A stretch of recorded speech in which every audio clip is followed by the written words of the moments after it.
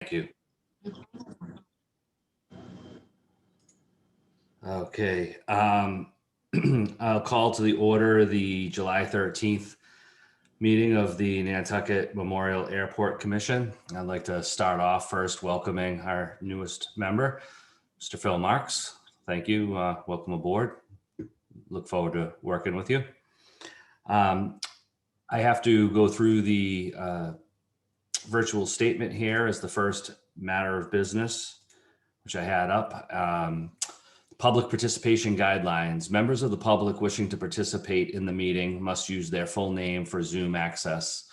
If full names are not used, people will not be allowed to participate in the discussion. The town reserves the right to remove any member of the public from the meeting who doesn't use a full name or acts inappropriately. Confirming member access. As a preliminary matter, this is Arthur Gasparo, Nantucket Airport Commission Vice Chairman. Permit me to confirm that all members and persons anticipated on the agenda are present and can hear me. Members, when I call your name, please respond in the affirmative. Ms. Topham? Here. Mr. Buscarin? Not present. Ms. Planzer? Here. And Mr. Marks?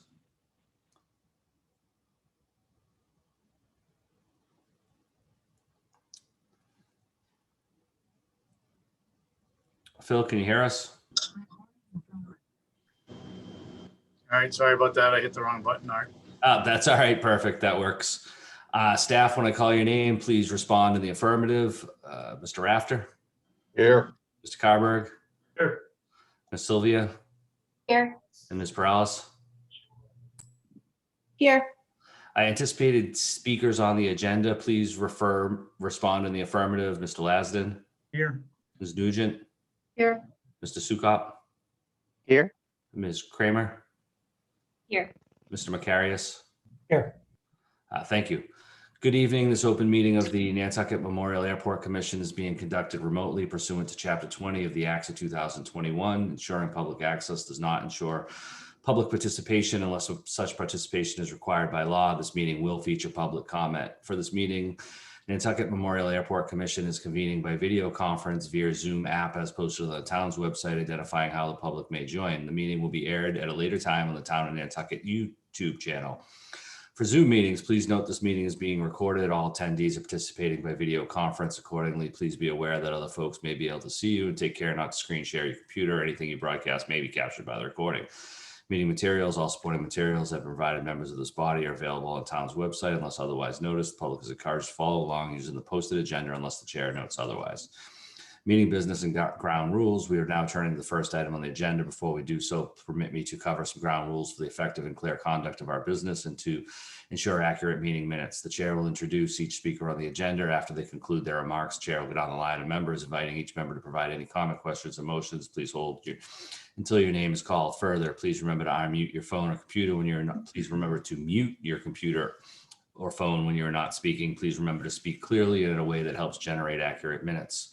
For any response, please wait until the chair yields the floor to you and state your name before speaking. If members wish to engage in conversation with other members, please do so through the chair, taking care to identify yourself. For items with public comment, after members have spoken, the chair will afford public comment to those members of the public that have joined via Zoom. Members of the public who wish to speak must state their names and be acknowledged by and speak through the chair. Finally, each vote taken in this meeting will be conducted by roll call vote. And we'll move on to the agenda. Excuse me, Mr. Chairman. Yes. I just wanted to make a note. I made a mistake on the agenda. On number 9B, it should be AIP 77, not AIP 71. Got it. And with that, we will announce this meeting as being both audio and video recorded. The first item would be to review and approve the agenda with the change noted by Ms. Perales. Is there any other comments on the agenda? No. Hearing none, the agenda is adopted by unanimous consent. We will review and approve the draft minutes from June 8th, 2021. Are there any comments, concerns, or corrections with those minutes? We have a motion to adopt the draft minutes. I'll make that motion. Is there a second? Second. I'll second.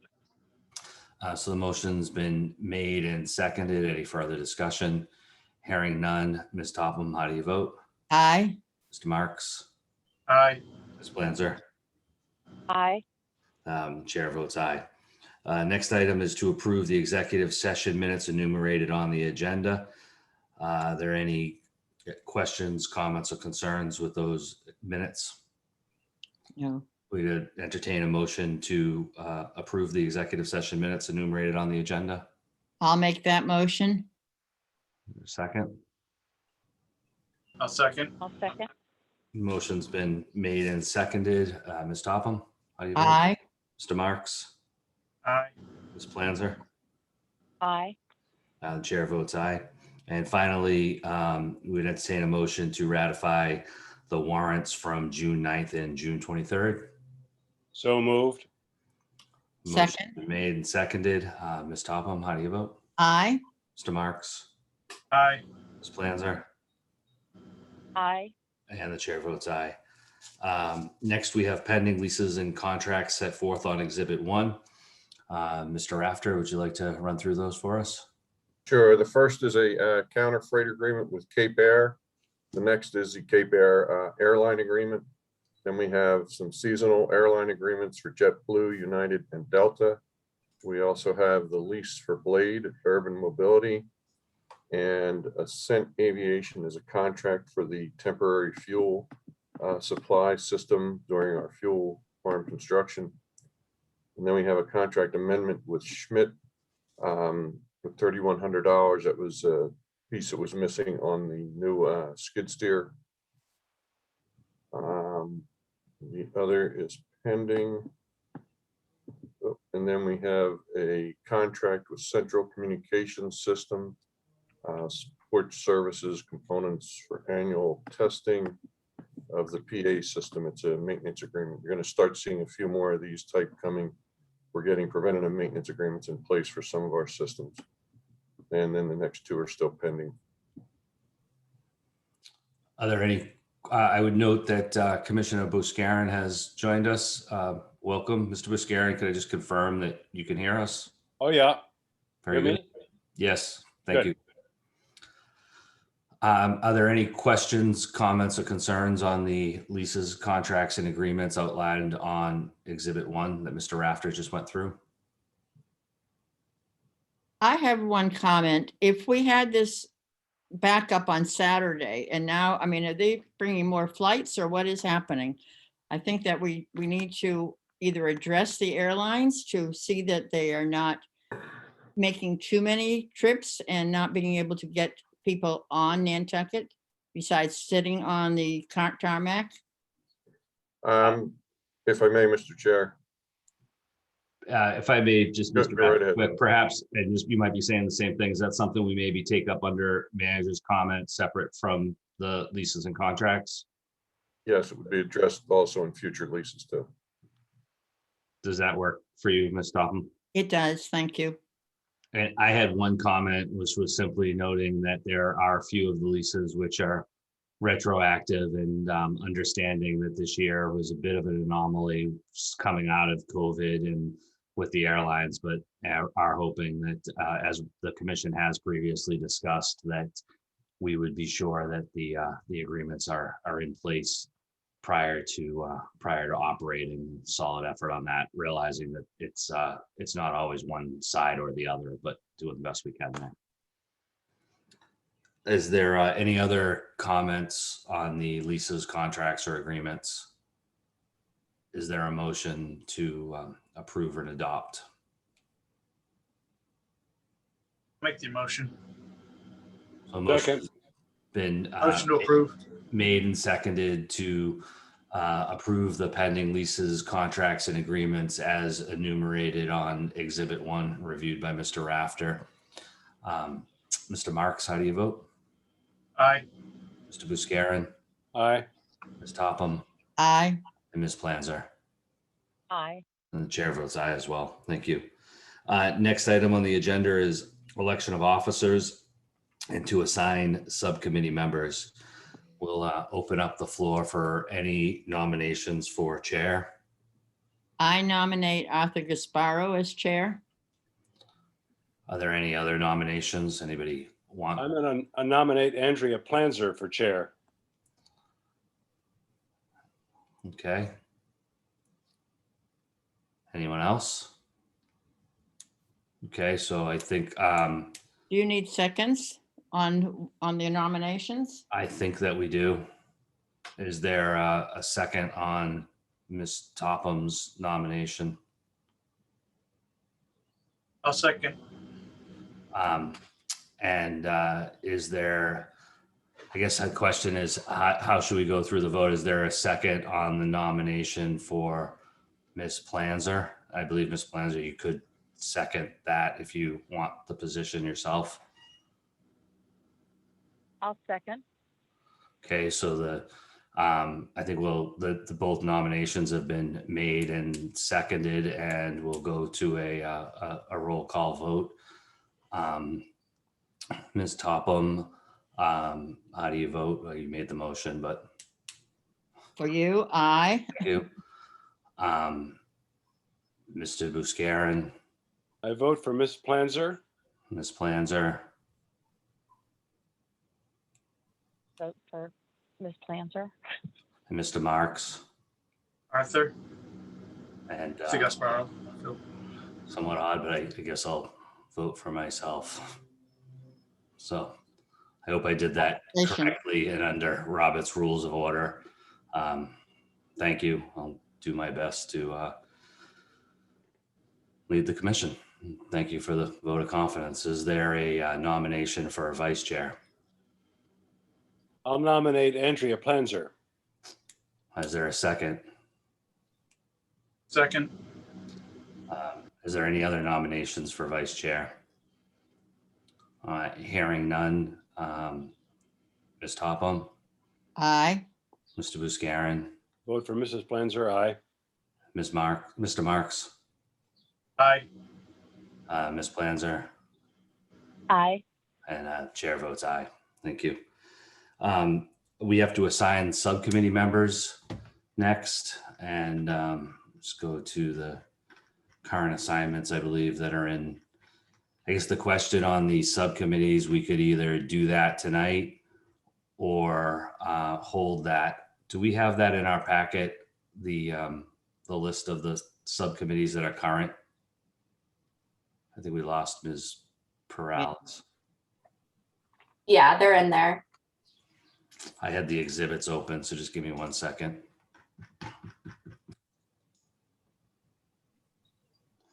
Go through an awfully lot of executive session minutes to get there.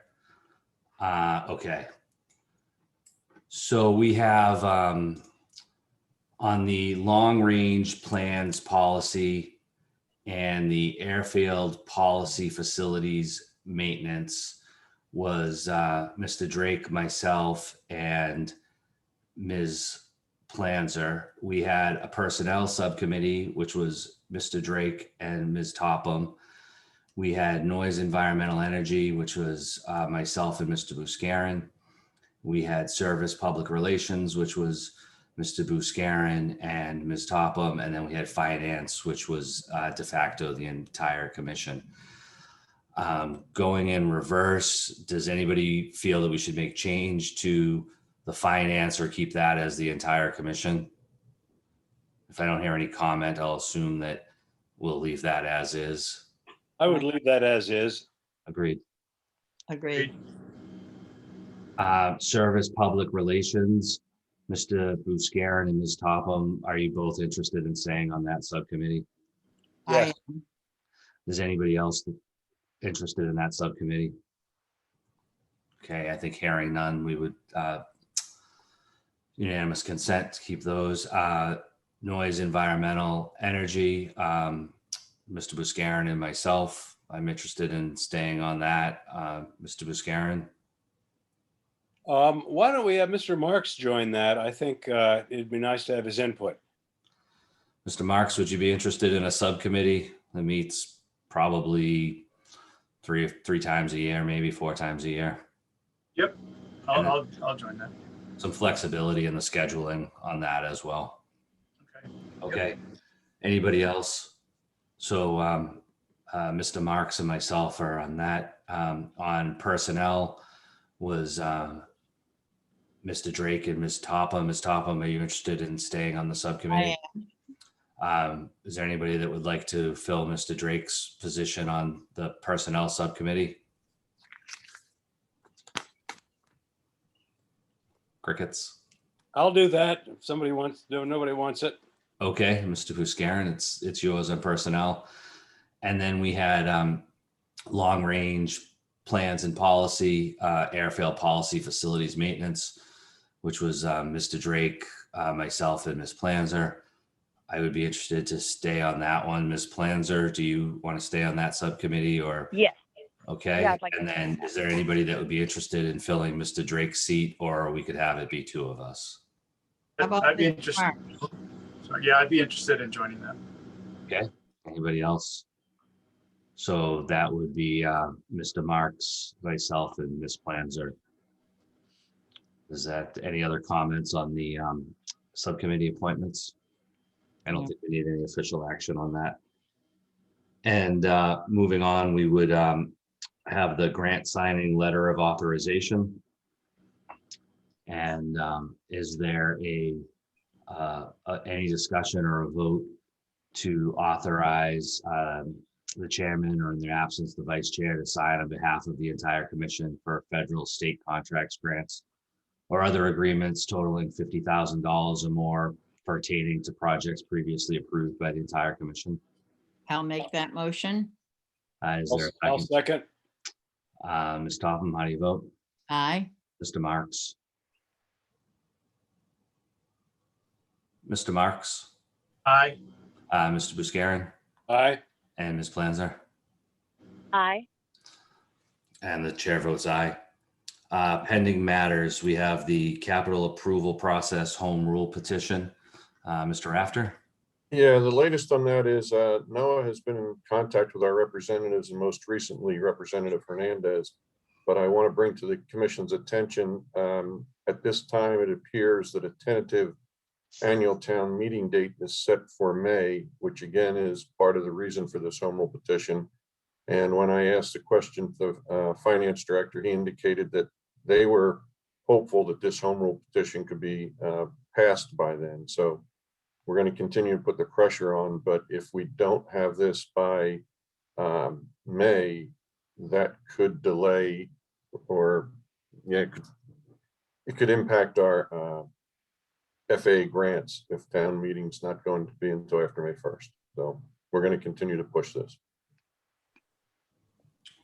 Any comments or further discussion on the capital approval process home rule petition?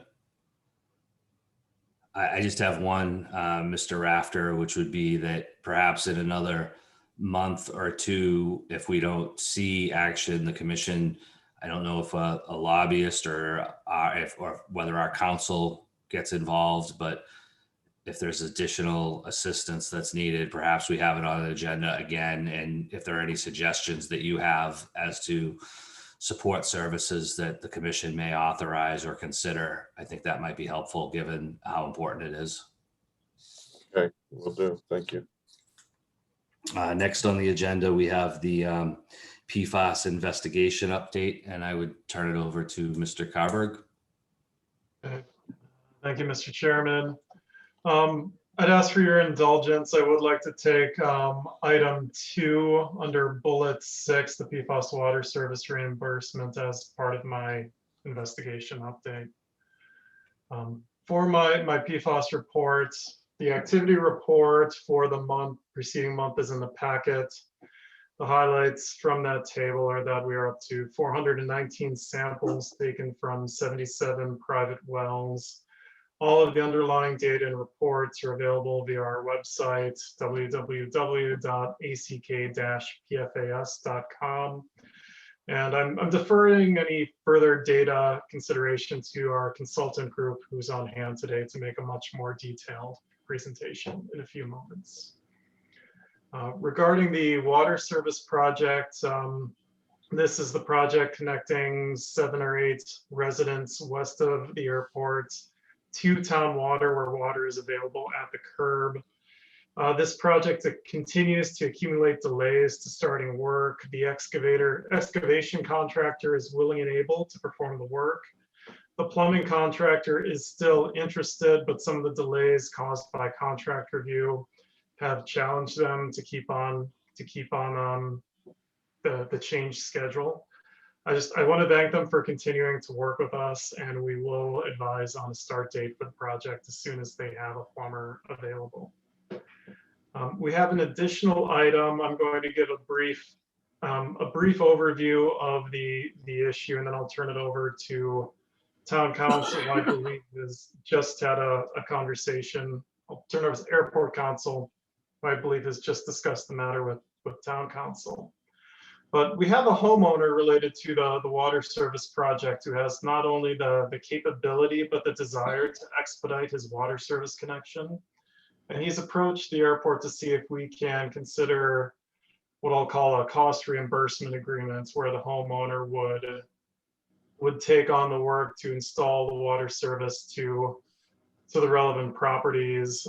We are working with the residents, with town procurement and council on this issue, how it would be processed, how it could proceed, and we'd advise further.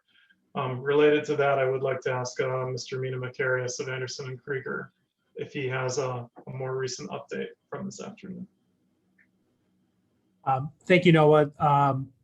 Good evening, everyone. The only update to share is we were trying to make sure in working with the town that it would be possible to go through this reimbursement agreement, and Town Council and I are both in agreement that with respect to private work on private property for just a service connection to existing water main, we should be able to do that as a reimbursement for a settlement agreement, meaning that it wouldn't have to go through a separate procurement process.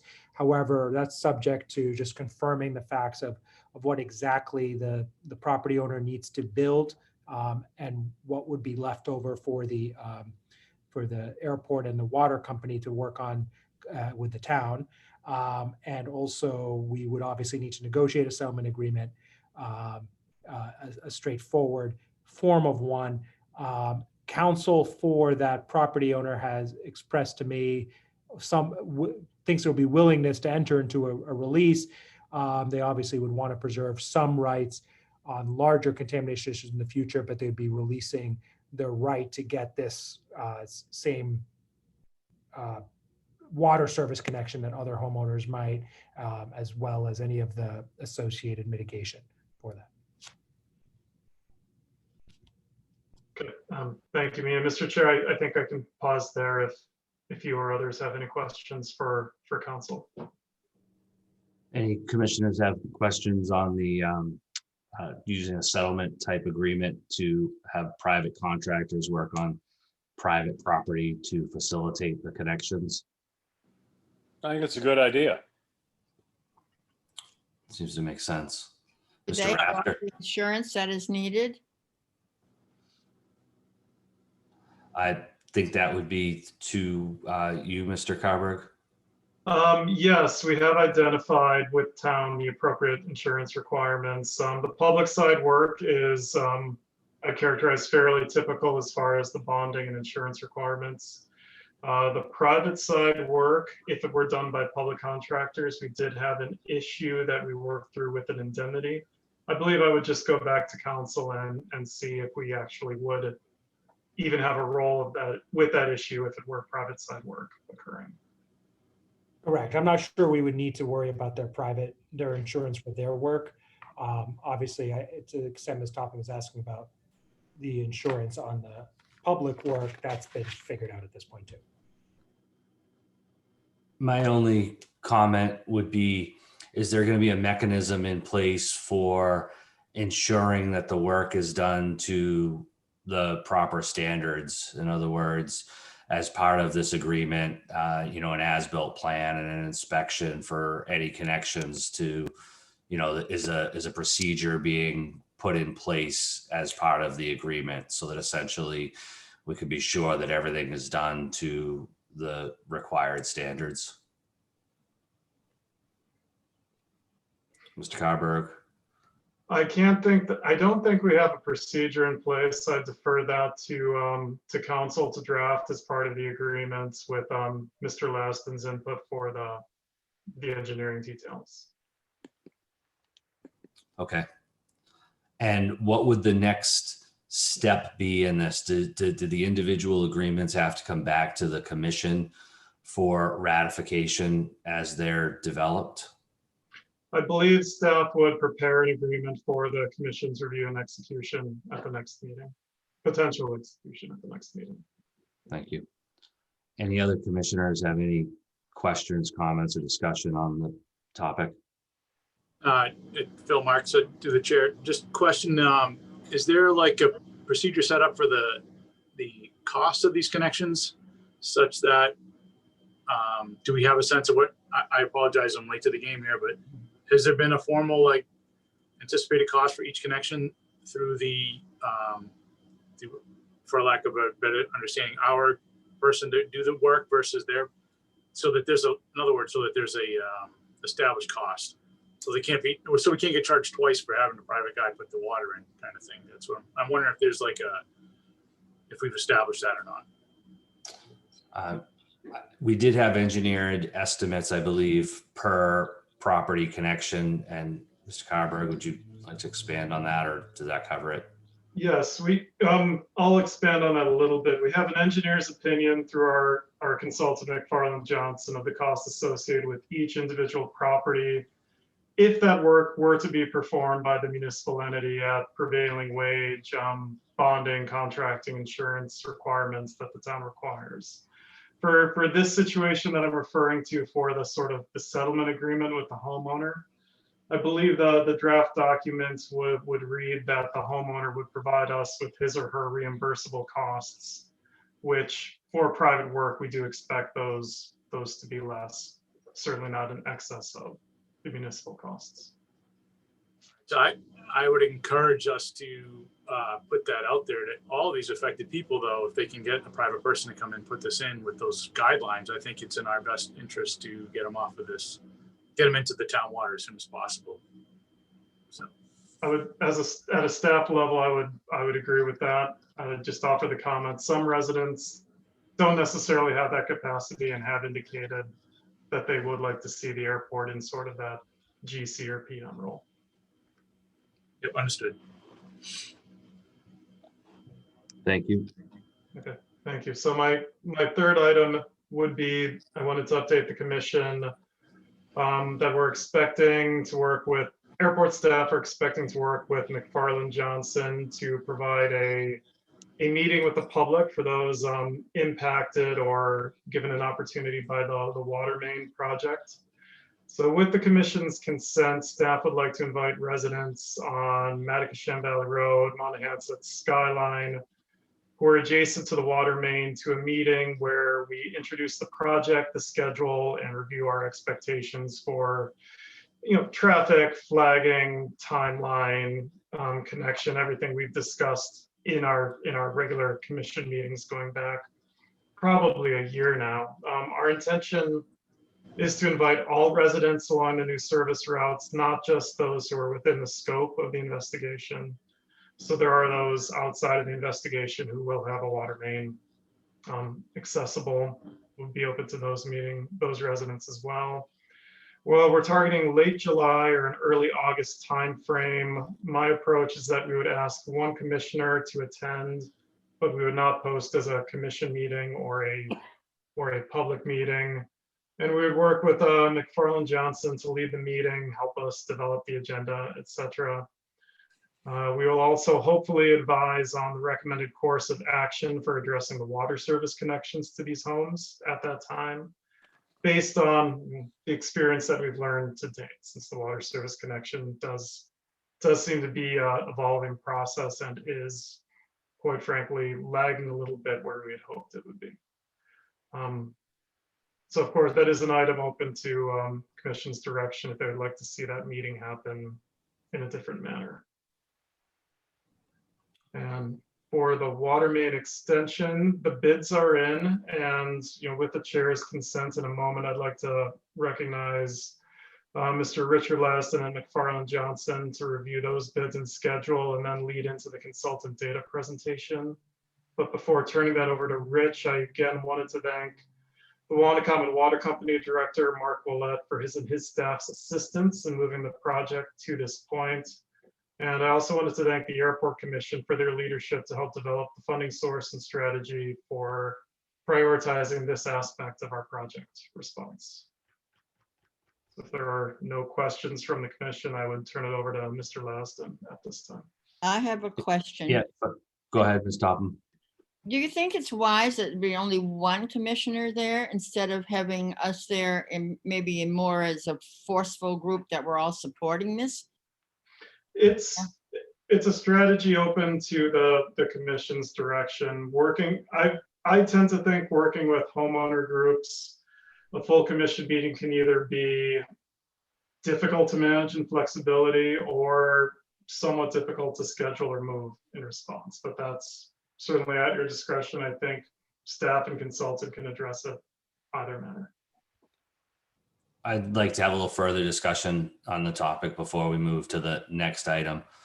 I think Ms. Topham's point is a good one. And one of the thoughts I had was I was wondering if it would actually be more appropriate, most appropriate if the Service Public Relations Subcommittee was the vehicle for meeting with all the people. It seems like that's a pretty good fit to me. I open that up to the commission's thoughts, and that would be, unless it changed, I didn't write that down. Was it still Mr. Buscarin and Ms. Topham? Yes. Yeah, I'd be happy to attend. I think having the full commission there is probably a mistake. Agreed. Hard to schedule. If it's at an appropriate time, I plan to travel this September, well, after September 15 to about November 15, but if it's outside that time, I'd be happy to attend or cede my position to another interested person.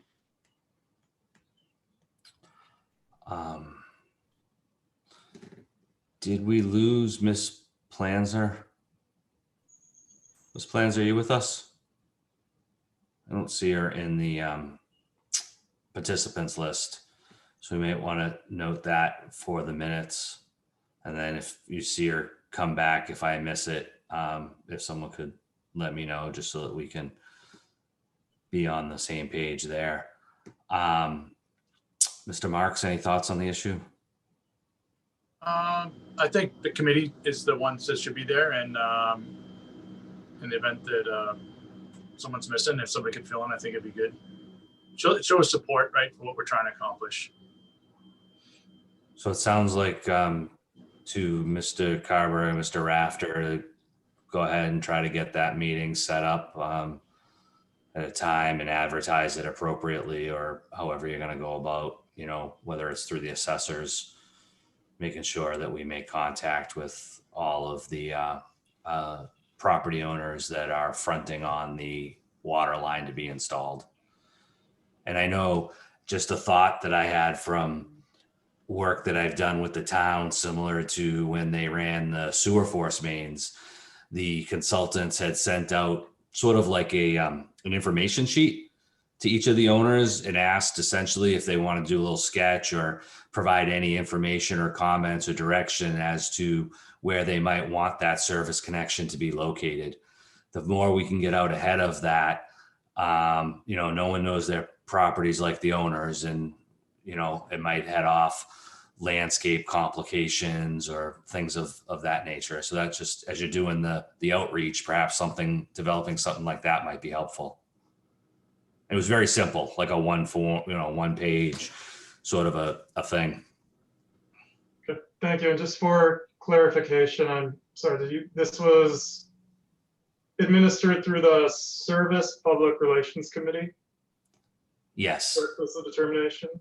And for our benefit, which commissioner should we utilize for developing and confirming the agenda? I think you could talk to Ms. Topham and Mr. Buscarin and sort that offline, perhaps, unless you guys. Okay, thank you. Maybe it's collective for a subcommittee.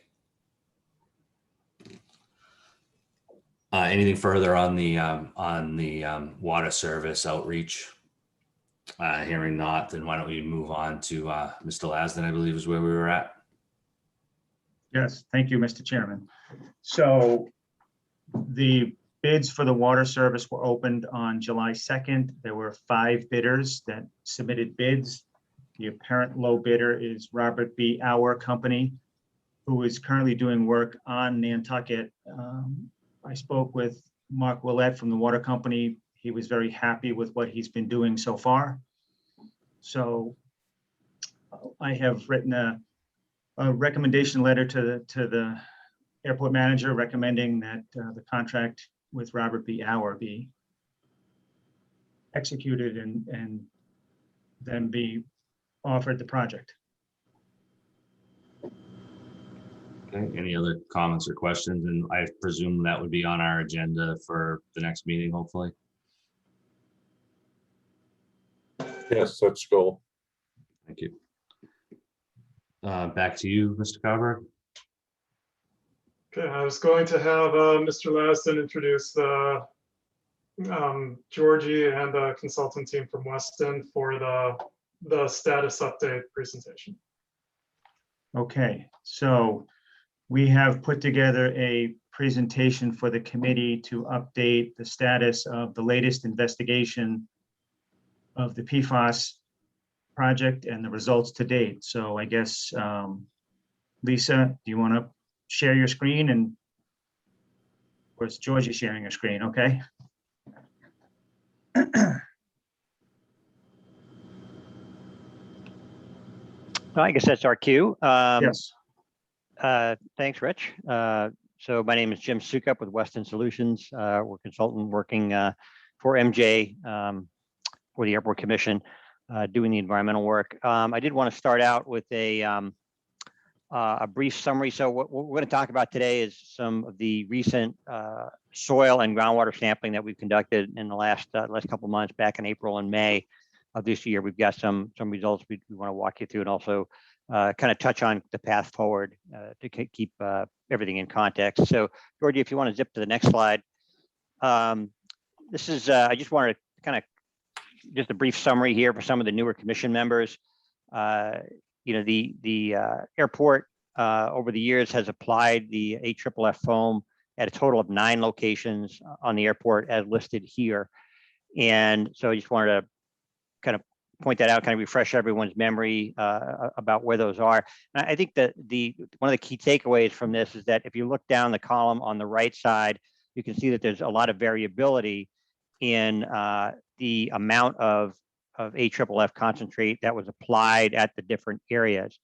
For example, in areas like the sand pit, where you've got 150 to 300 gallons, the Stroney lot, where you've got 675, you know, runway 24 approach, 275 to 500. So you get the idea. And then there are other locations where less was applied. For example, the runway 6 run up, 25 to 50, the south ramp at J, 25 to 50, and the south ramp at B, 25 to 50.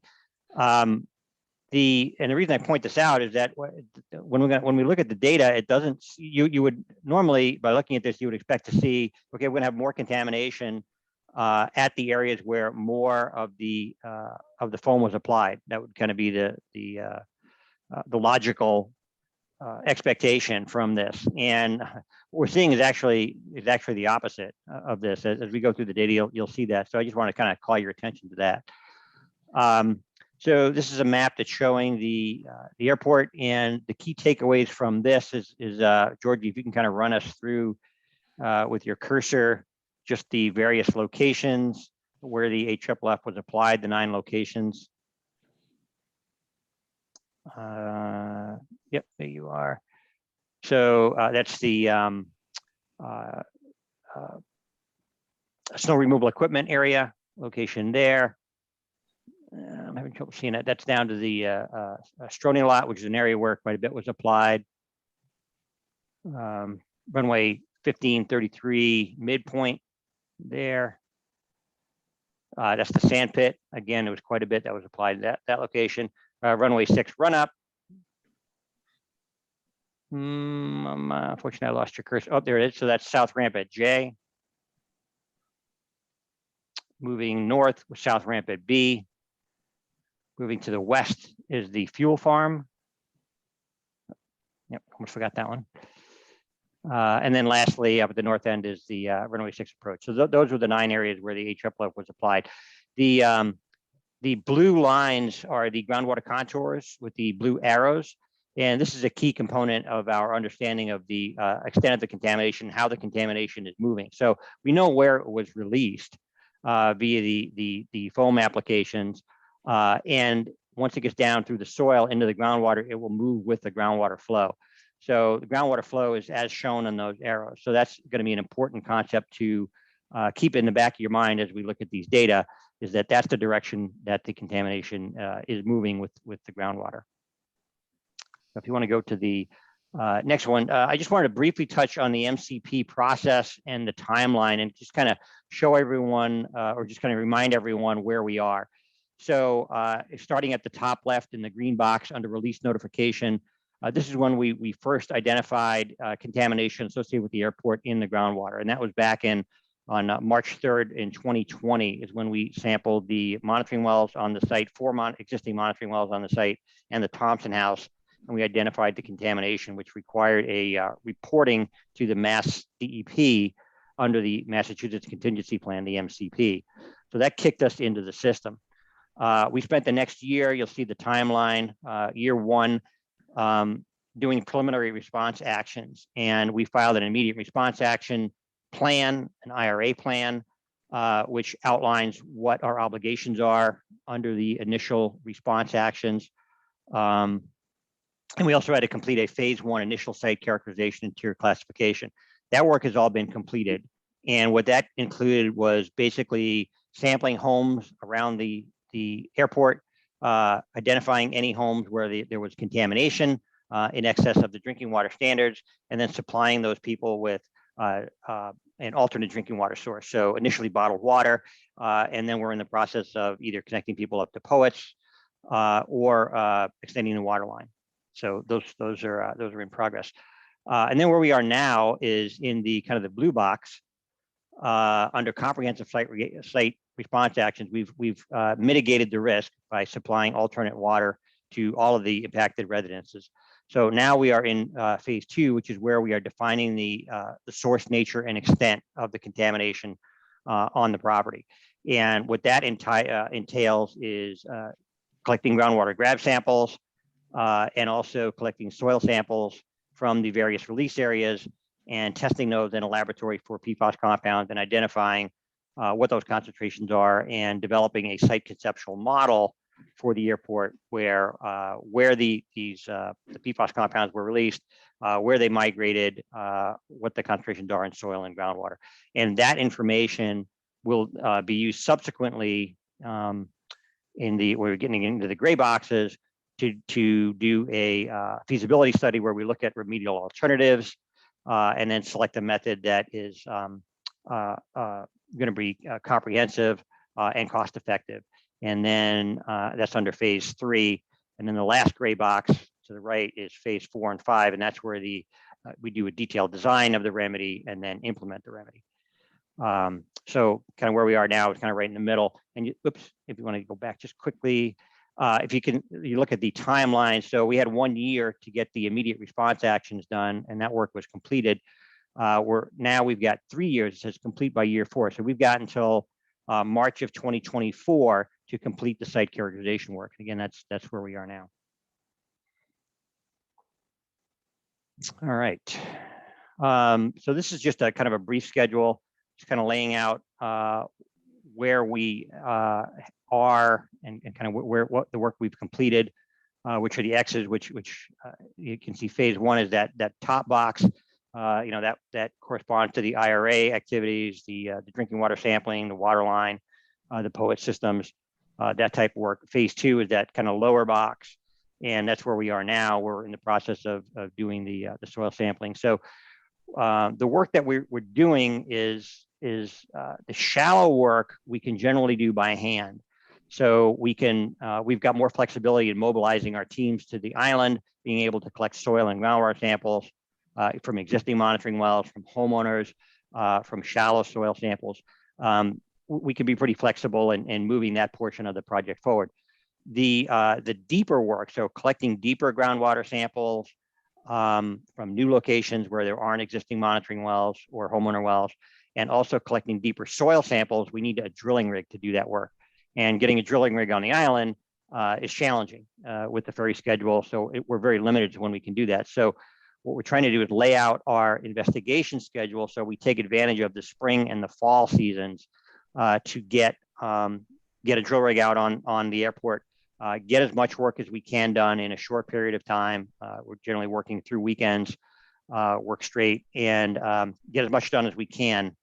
And then we'll evaluate that data, do what we can with with the shallow sampling and the kind of the handwork, and then gear up for the next season. So where we are now is we've completed the spring season. That's what we're going to talk about today. We're evaluating that data and developing a scope of work for the fall season, which we'll be able to get back out there with a drilling rig and continue our investigation. So it's going to kind of progress in that kind of iterative manner through 2024, which is when the site characterization work has to be completed. So that's kind of the process. So what I wanted to start with is the results of the groundwater testing. So one aspect of the work we completed this spring in our spring mobilization was we collected groundwater grab samples. So what we do is we advance the drilling rig down to the water table and into about 5 feet into the water table.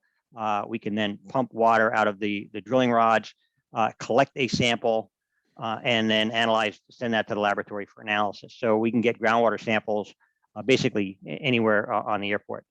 So that's what we did. And we targeted for this work, we targeted the area along the west side, for the most part, along the west side of the airport, along the west boundary. And there were 2 reasons for this. One, that's where we've got certainly homeowner impacts or concerns along that. We've got homeowner wells just to the west. So we want to make sure that we're focusing on that portion of the airport initially, and also to gather information that would relate to the Taxiway Echo reconstruction project that's ongoing.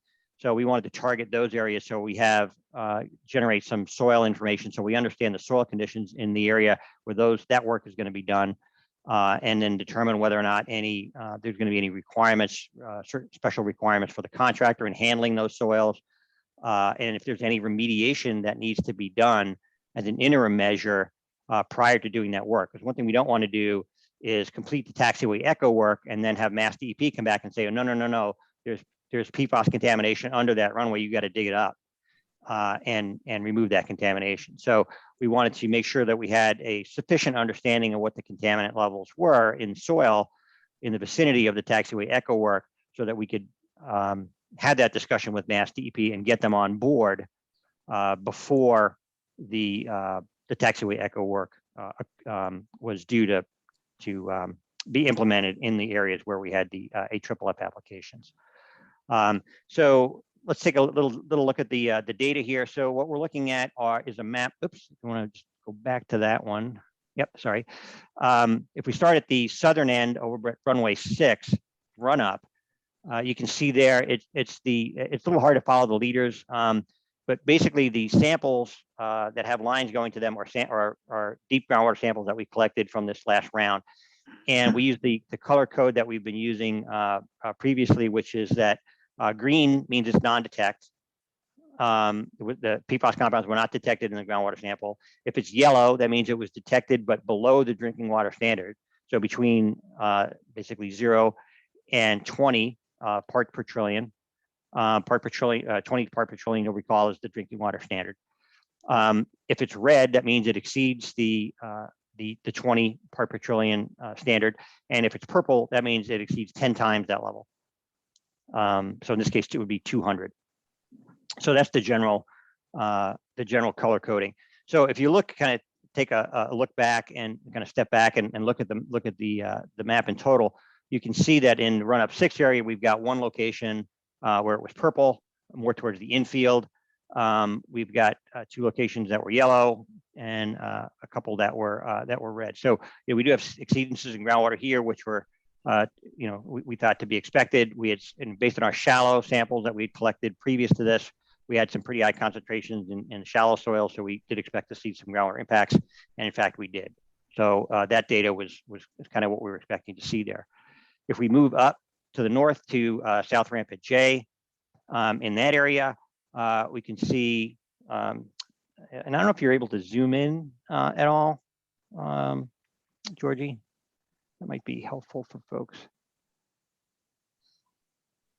Jim, also when we get to the soil sampling figures, those have the groundwater data on them as well. Okay. So yeah, because those do zoom in. So, but I like this figure because it kind of gives you a nice overview, and I think you can kind of see how the areas interrelate. So what we see at South Rampart J, we've got 2 locations that are purple. So they had higher groundwater concentrations, and then 2 that were red. So if you recall the groundwater flow direction that we looked at in the previous slide, right, it flows kind of where Georgie's arrows are pointing. So basically this contamination appears to originate in the vicinity of the fuel farm and or South Rampart B. South Rampart B, there's a sample there that's also purple. We can kind of continue up to the north. That's a location where we had 260. We also had some, as we'll see, some pretty high concentrations in soil at South Rampart B. We've talked previously about the situation at the fuel farm, how the testing of the fuel farm foam suppression, fire suppression system would accumulate in the containment area for the tank farm, and also the unloading rack, truck unloading rack, and that historically that water, the rainwater that accumulated in there would pick up the PFAS from the foam testing. That was pumped out and discharged into a catch basin that was near there, so it was kind of being directly applied to the groundwater, and then that flowed down gradient, and that seems to align with what we're seeing at South Rampart J and also the Run Up 6 area. So I think the data that we're seeing along the west side is consistent with our conceptual model and our understanding of the groundwater flow, and also the release areas to the groundwater. I'll take a breath there, and if any of the commissioners have any questions about that before we kind of move on. Any commissioners have any questions or comments? No. What was the depth of the soil that you were digging out here? This on the surface? I'm sorry, go ahead. Is this on the surface, or is it deeper than that? We're going to let me, if I can, let me hold off on that question when we get to, because right now I'm just kind of talking about groundwater here. We've got slides where I'm going to talk about the soil results, and I'll touch on that then, because I've got some figures that show the depths and the concentrations with depth. So I think that'll answer your question with the visual. So, Jim, just a quick time check. I think we have about 15 minutes left. Oh, okay. As long as we're sticking to our 30-minute time Okay. allotment. I will speed up. Thank you for that. But I have a question, not to blow up, not to interrupt your time, but on the groundwater that did we also get levels? One of the things that I noted and goes back a ways is that on the groundwater contour map that you show, we really don't have any groundwater contour shown on the west end of the property. And now that you're taking these samples, are you also measuring the groundwater levels at those, and will that help us to develop additional contour data on that end? Actually, I'll answer your question directly. No, we are not collecting groundwater elevations when we are collecting these groundwater samples. These are groundwater grab samples. So we're basically just drilling into the water table, grabbing a sample, and then pulling out. So we're not setting any kind of a well that we can have surveyed with an elevation survey to be able to get a measuring point elevation. So we're not able to get groundwater elevations from these groundwater grab samples. We're just strictly getting concentration data. However, to answer your question more fully, Georgie, if you could just back up a little, I don't want to slow us down too much, but just to the groundwater contour map. Get past it. I will say that we actually have the most control on our groundwater flow along the west side. That's where most of our monitoring wells are. It's a little hard to pick them out in this because there's a lot of information on this map, and it's also kind of small. But we've got, I'm guessing here, but maybe 1, 2, 3, 4, 5, 6. I'm going to say 8 or 9 wells that are right along the western property boundary. So that's actually where we have the best hydraulic control, is along that west side. It gets a little thinner as you go out to the east side because it's there's fewer wells out there. I apologize, I misspoke. I was actually referring to the, I didn't realize, sort of looking at this, thinking about it, the way the north arrow is, the north end of the property. So basically from your 6.5 contour, yep, moving back towards Milestone Road, where we have no data shown, and now you're starting to do the study there. So that was the question I was sort of wondering about, but you answered that in terms of, but you don't know the depth at which the grab samples are taken, or it's just too approximate to actually infer elevation data from? It's the latter. We do know where the groundwater is located, so we know within a couple feet of where it's encountered. And like I said, when we hit the water table based on our soil samples, we push about 5 feet into it and then we collect our samples. So we do have a general idea of where the groundwater is. We just don't have detailed information that we can plot and then contour. And we do know that we consistently see, as we move to the north, we see the groundwater getting deeper and deeper as we go. And it's basically the groundwater is staying, more or less the same. It's just that the elevation of the ground surface rises as you get into the north and you get towards the moraine located to the north. And those, I just add a little bit of detail there. Those groundwater samples that we collected on the north end were all approximately 60 feet below ground surface. But as Jim mentioned, the ground surface elevation is what changes. Yeah, and just to contrast that, out at runway 6, run up at the kind of other end of the spectrum, the groundwater there is out at 15 to 20 feet below grade. So, you're looking at 60 to 70 versus, 15 to 20. So it gives you an idea of how much the ground surface rises. Well, that actually brings us to the next discussion, which, Georgie, if you want to zip ahead, we'll try and do this quickly. We collected some samples along the northern property boundary, and the thinking there was we were trying to, along the western side, we were trying to trace the source of the contamination that we're seeing on Evergreen, Skyline, and Nobadeer, because that contamination, based on our understanding of groundwater flow, and again, that's where we have the best control on groundwater flow, does not line up with any known source on the airport. So we were trying to trace that upstream to figure out where that contamination is coming from. So you can see the samples that we did there. We did quite a bit of sampling out in Statue Park or Monument Park. I've heard it called both. And what we did find is that on the east side of that park, we did have PFAS detections, but they were low. On the west side, we did have exceedances kind of running up the road. So that does suggest to us that there is a source located, again, off airport, unrelated to the airport, up that way, that is moving down kind of through that area. So, we're evaluating that data now and working with Mass DP to kind of figure out next steps and how that dovetails in with our investigation versus the town's investigation versus the state's investigation. So we figure out where that's going to go. But also, in addition, we also collected samples every few hundred feet along the northern property boundary to define upgradient conditions. Under the MCP, we have to define background or upgradient, what concentrations are coming onto our property. And those were very low for the most part until we got to NOR3 and NOR2. And Georgie, if you can kind of point out where those are located. NOR3, just scroll down. Sorry, I'm trying to read the concentrations there. So we did exceed at NOR3. We were just barely over. I think total PFAS was about 23. So we did exceed at 03. 02 was the big surprise for us. That one came in at a fairly high concentration of 300 part per trillion, again, in comparison to the 20 drinking water standard. So, clearly there's some impacts there. We are evaluating at this point, that data further. to figure out the source. Again, there's no known airport source associated with that.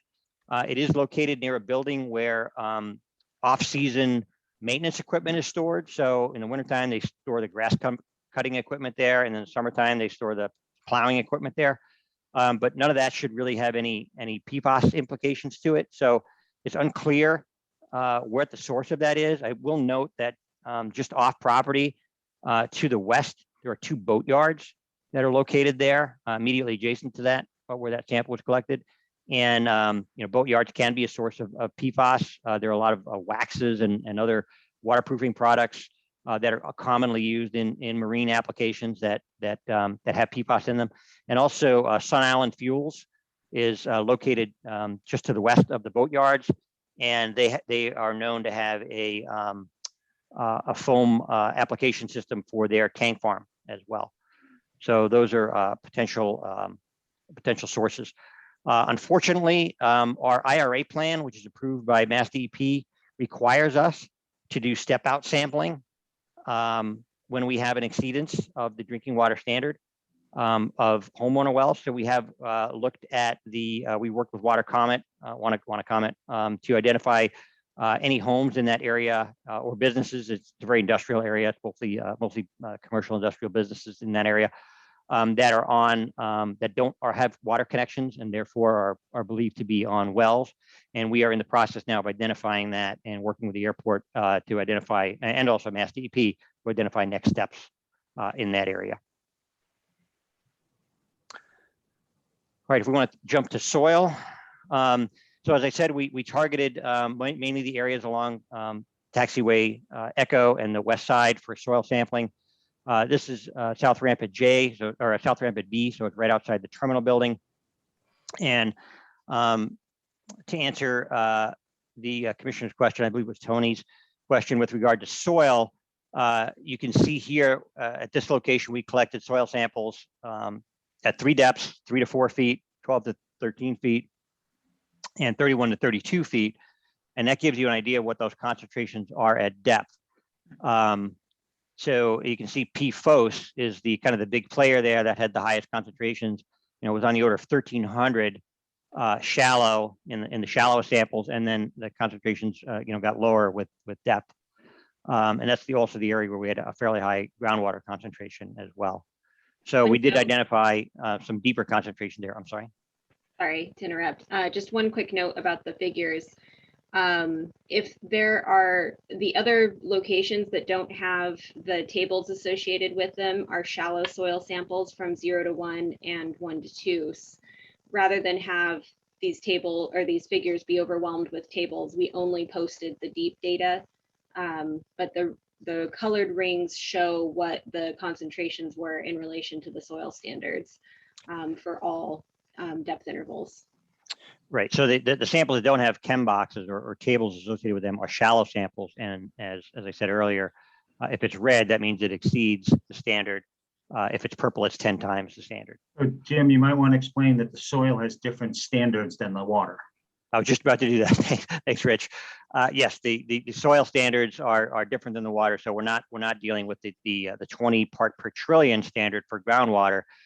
For soil, the standards are they're actually shown on the table at the lower right. There you go. Thank you, Georgie. And those are in actually part per billion. So they're about it's essentially 100 times higher, or 1,000 times higher than the groundwater standard. So it's part per billion versus part per trillion. Can be a little confusing. Individual standards versus a sum like the groundwater. So they range from 0.3 parts per billion to 2 parts per billion, depending on the compound. So I think it kind of gets back to what I said earlier at the beginning. South Rampart B, based on our records, had fairly low usage as far as AFFF applications, but we are seeing some fairly high concentrations here. So that's a bit of a puzzle at this point. We still haven't kind of resolved why that is. As we get more data, we'll be able to evaluate that. So this is runway run-up 6, runway 6 run-up area. You can see we've done much more extensive sampling in this area.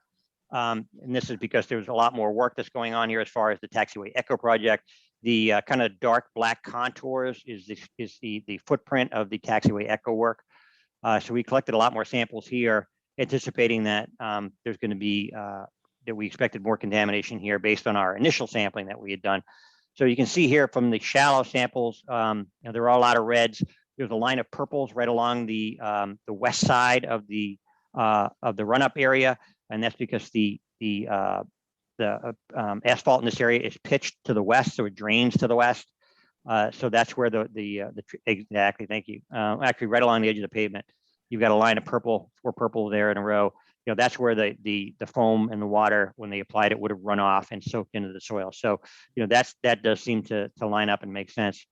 And again, looking at the depth profile here for sample, for example, I think it's 47 is a good one at the top. You can see the variation there with depth. So we collected samples from 3 to 4 feet, 12 to 10 to 11 feet, and then I can't quite read the next one, but the depth sample. So that gives you an idea. Certainly the focus was on shallow. We collected a wide array of samples shallow, but then we did follow up with select the locations deep, and we selected our deep locations based on the shallow data. So when we had we targeted the highest locations where we saw it shallow, and that's where we did our deep sample and collected our soil profile all the way down to the water table. So this is the South Rampart J. This is a fairly complicated location. A lot of the runoff from the parking apron drains down to this area, and actually there's a culvert right where Georgie's showing, where right where there's a purple SRJ, yeah, right there. That's where the outfall discharges from the stormwater system from the tarmac. So, and then it flows down that little channel and out into like a little retention basin. So, we saw some impacts there. We also saw some impacts up in the corner of the parking lot. Again, you can see those white lines across the asphalt are the contours. So the slope on that pavement drains to that corner, and that's where we're seeing the contamination. So similar as last time, we targeted the areas where we had highest shallow contamination for our deeper samples. Here we're not seeing a lot of contamination deep. The data we've collected so far suggests that it's mostly shallow contamination in this area. We certainly need to do some more work, but that's certainly helpful, and I think that's kind of consistent with what we're seeing in the groundwater at this location. We think the groundwater impacts that we're seeing in this area are probably likely related to the fuel farm, as we talked about earlier. This is the Stroney lot. You can kind of look at the data here for yourself. A couple locations where we saw higher concentrations shallow. Again, we did some deep sampling. We didn't find much in the deep at all here. So that's kind of consistent with our first round of sampling here, where it seems like the contamination at the Stroney lot is really restricted to shallow. And we're not expecting to see extensive groundwater contamination associated with this location. I do want to bring your attention to so after we collected these data, as I mentioned, we met with Mass DEP, and we spoke with them with regard to the findings that we had and how we were going to do the Taxiway Echo construction work with the concentrations that we had identified in soil. And we had a good discussion with them. They were very proactive in helping us identify how we should move through the MCP, what filings would be required, what lines of evidence would be required with regard to how we're going to handle the soil. And one of the points that they brought up was that the soil standards that we talked about, that we showed you, that were in parts per billion, where they were variable rates anywhere from like 0.2 to 2, are the what's called the S1 GW1 standards. They're the most stringent standards in the MCP.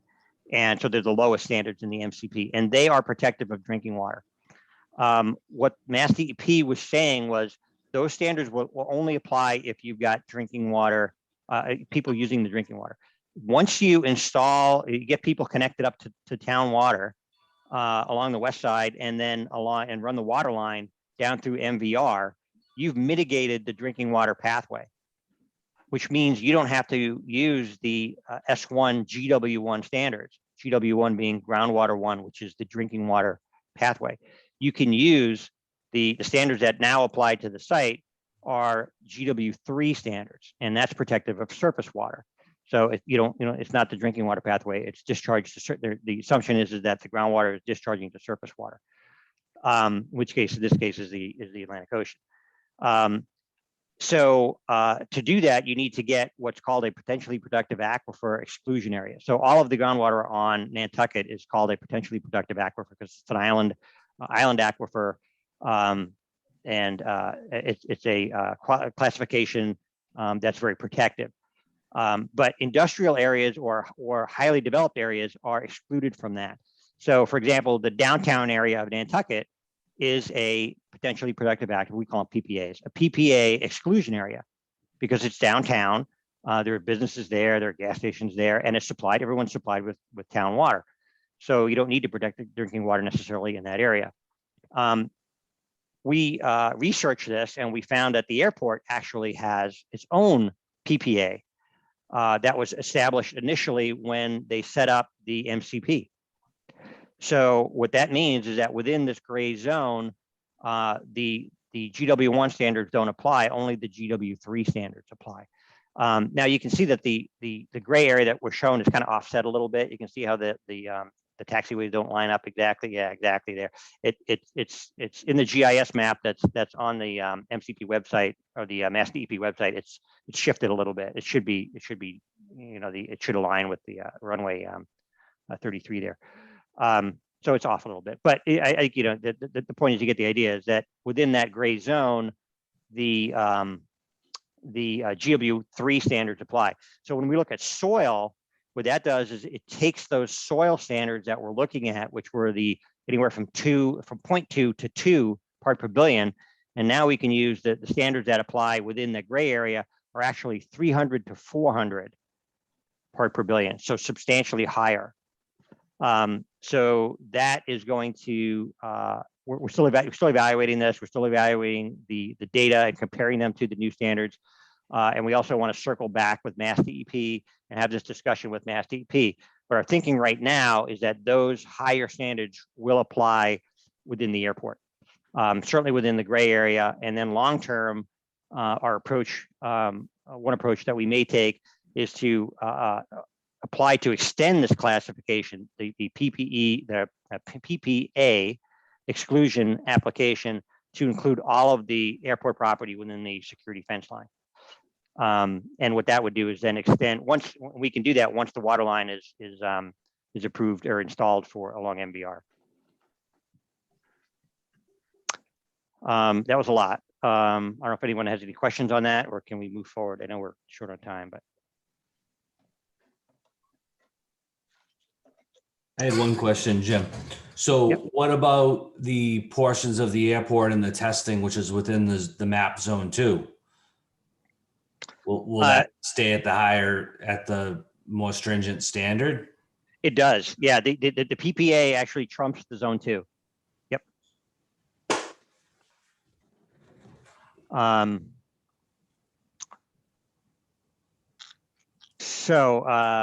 Any further questions? Any commissioners have any questions or comments on the presentation so far? No. Okay, why don't we continue on, Mr. Sukup? Sure. So we just did want to inform the commissioners about some of the potential soil mitigation strategy. We talked about the soil contamination that's out there. Again, we're evaluating it now in light of these the potential use of the higher soil standards. So that should substantially shrink the area where we're going to have soil contamination. But some of these potential measures that we may end up employing would be certainly soil excavation, and whether it's either hotspots or full scale would depend on. And when I say full scale, I mean basically all areas that exceed. That would certainly be an option. In-place capping may be an option. We've talked with Mass DEP, and they're using that at other locations. Barnstable Airport, for example, a fire training area on the mainland. They're using in-place capping.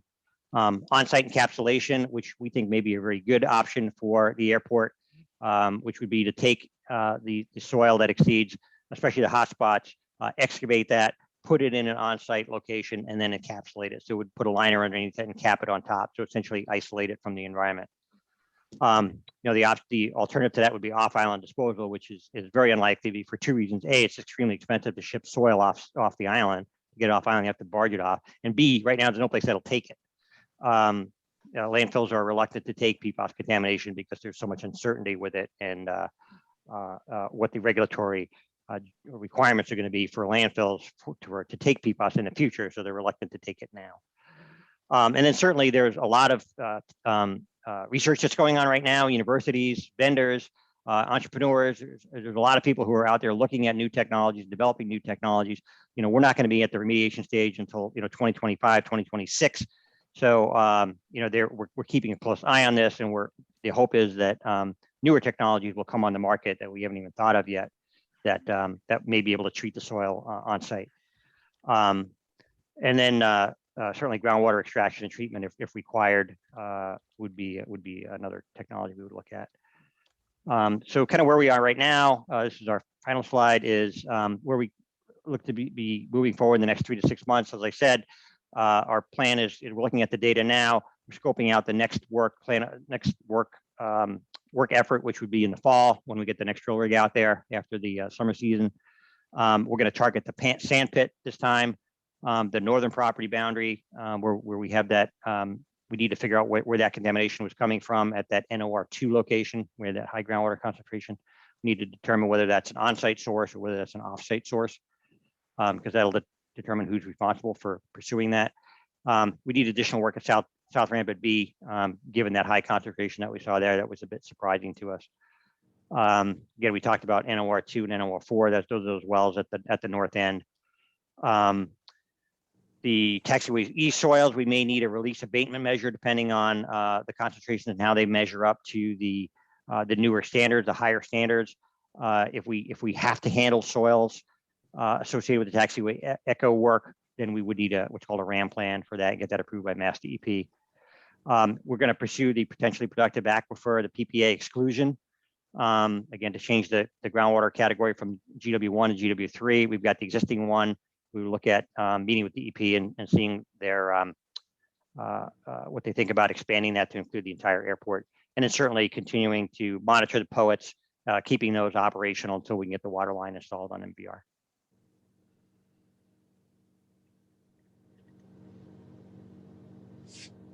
Thank you, Mr. Sukop. Commissioners, any questions or comments on the presentation? No. No questions. Mr. I Meyer? don't have any, I mean, when I look at it, it seems, and which is what they're doing, an investigation. Some of it seems very inconclusive to me. Some of it seems pretty well defined, and I think that's what they're talking about. The next step is to do that. I think one of the things that I'm concerned about, or like to understand more about, is the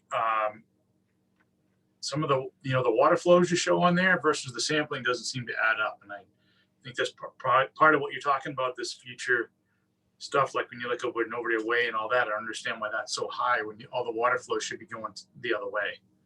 So that, I don't know, I'm confused about, don't understand why that would be like that. And I think that's part of what they're saying as well. So will we be trying to move that north as well in that area in the Novaria Way and to try to determine where that falls off?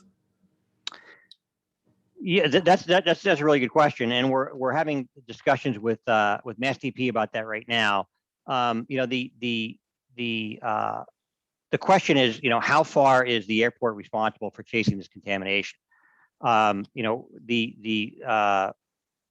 you don't have it up anymore, but we basically traced the contamination up the west side of Statue Park. Clearly that's the airport owns Statue Park, but we've traced it all the way up to that kind of northwest corner, which there's only properties that are not owned by the airport upstream from that. So, that would suggest that there's certainly a contribution from another source that's not impacted by the airport. So we don't want to, it's to spend airport dollars chasing contamination that's not ours, is not prudent. So we're working with Mass DEP to figure out where does that, how far do we have to go? Where are we at the point where either the state picks up or the town, certainly the town's doing the townwide study, or the town picks up and kind of traces that contamination back to wherever the source is. So, But I think it's great. I'm sorry, go ahead. so I understand what you're saying there. I get that. The Yep. thing that I'm trying to understand is the water flow. How do you know that's the way the water flows when we have wells that pull all the water back into that part of the island? Mhm. You know, all the town water that we're going to provide people, we're sucking that water. You know, it's the lens and we pull it in a cone, right? So how do we know that that water is actually going that way and that this water is migrating back towards those wells, which is kind of what it indicates to me when I look at it at first pass, kind of having a rough idea where they are. You don't show them on this map here, but it'd be good to show them on the map and see how if these flows are going in the right direction, you know, and are they really going towards the ocean, or are they going back in towards the center of town, and is it just pulling back that way? Because that's what it indicates to me when I look at it.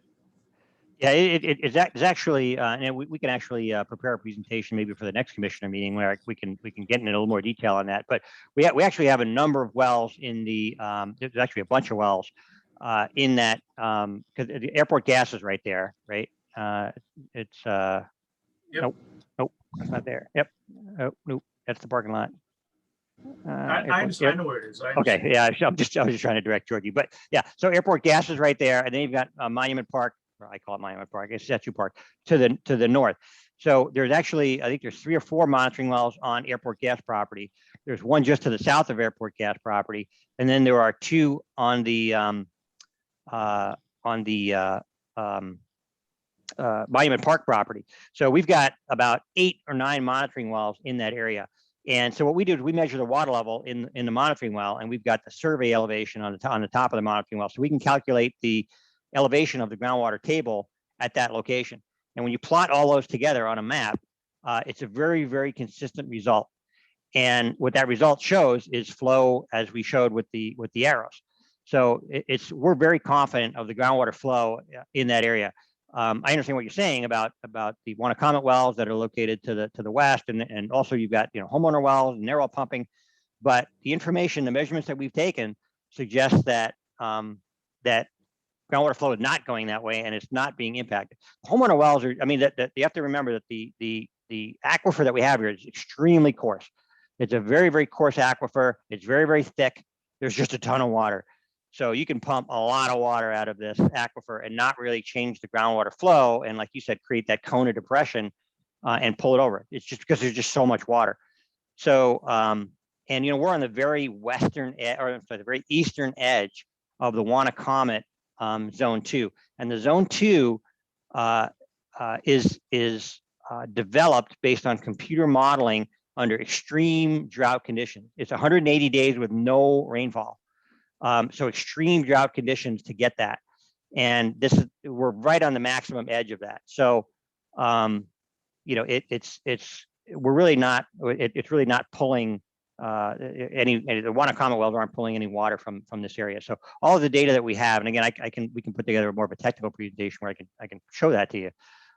It all shows that the groundwater flow is flowing kind of right along the road there, along the western edge.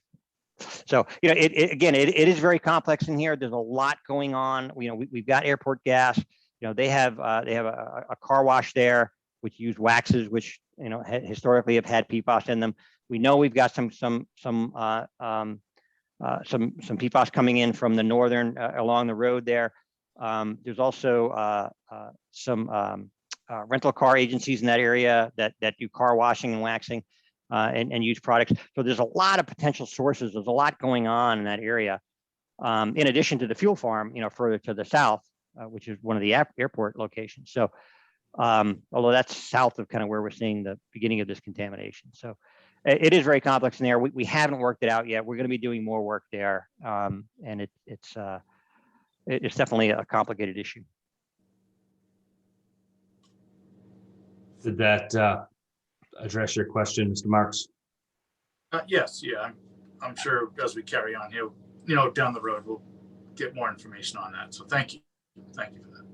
I'd like to add just to that. I mean, we've had the discussion almost from day one about the amount of data that we have related to groundwater elevations, and that certainly has increased since we started the investigation. But I remain, I'm happy to see that the near future task is the plume identification. And I'm hopeful that we will find a way to, even if it's not sampling, to determine some groundwater elevations that are essentially just beyond our boundaries to create that net, right? So we're determining an exact boundary condition, but making sure that you're just slightly beyond your boundary and having elevations that you're not just interpolating the contours out beyond them, to be sure that we're relying on good data. But I thought that your explanation was excellent, Mr. Sukop, with respect to the coarse aquifer and the zones of influence as well. But I hope that when we do the plume identification, again, there'll be sort of a slightly wider net cast in order to make those determinations. And that would also include to the north a bit, going to both sides of runway 624, and that we sort of capture that whole thing. When would we be looking at some sort of action item related to that task?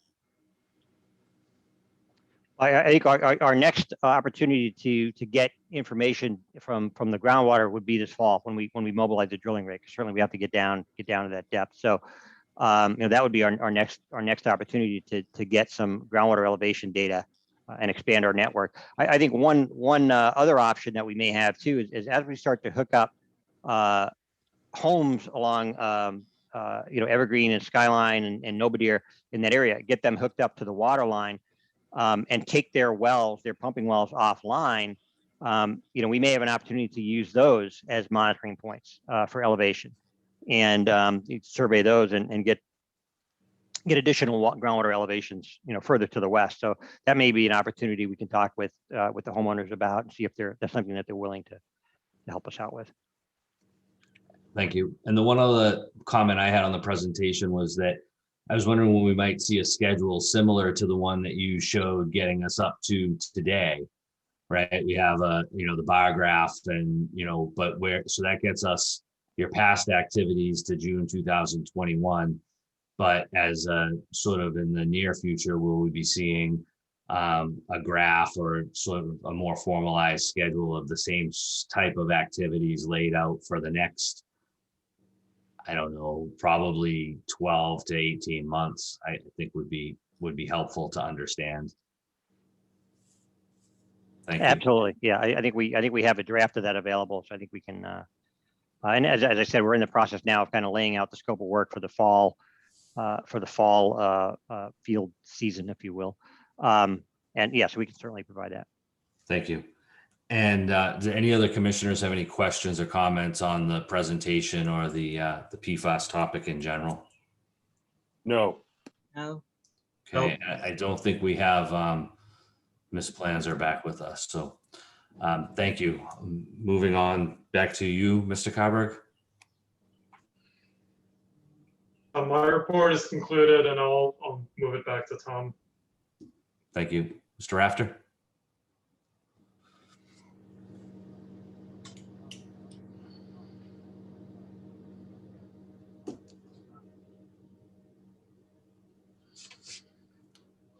You're muted, Tom.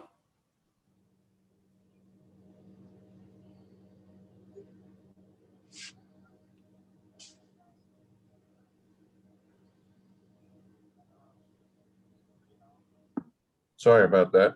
Gotcha. Tough working remote here. Yeah, so next on the agenda, we have we're asking to ratify a MassDOT grant, which was for the EIR, and that's for $9,826.02. Can I interrupt you, Mr. Rafter? There was another item for the water service reimbursement.